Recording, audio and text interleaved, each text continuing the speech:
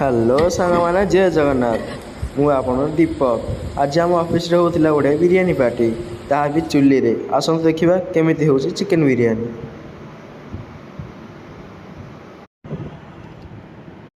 देखंतु सांग माने फास्ट प्याज को भाजी देवा, भाजिला धनिया पत्र पुदीना पत्र ये सब पकई चिकन पकई देवा। चिकन बरसाला पर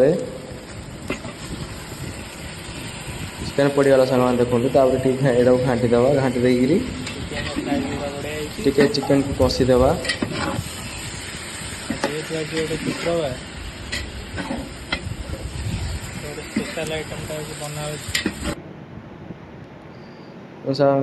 चिकन कषाला पर अदा रसुण पेस्ट पकई देवा।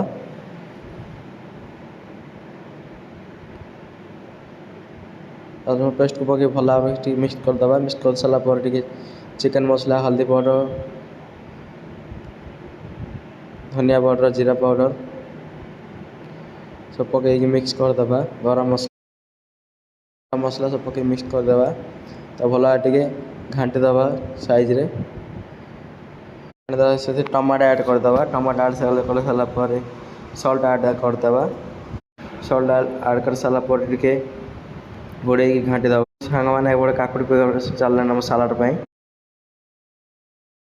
देखो सांग मैंने कषाला पर चाउल को आम धोईकी रखी से पकईदे। आधा घंटे बतरी रखी चाउल चिकेन कषार पकईदे। पकई सारापर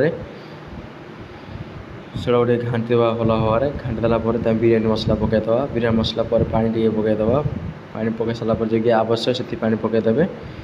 पानी पकई सारापर तापर टे धनिया पत्र पुदीना पत्र पकईदे। पकई सारापर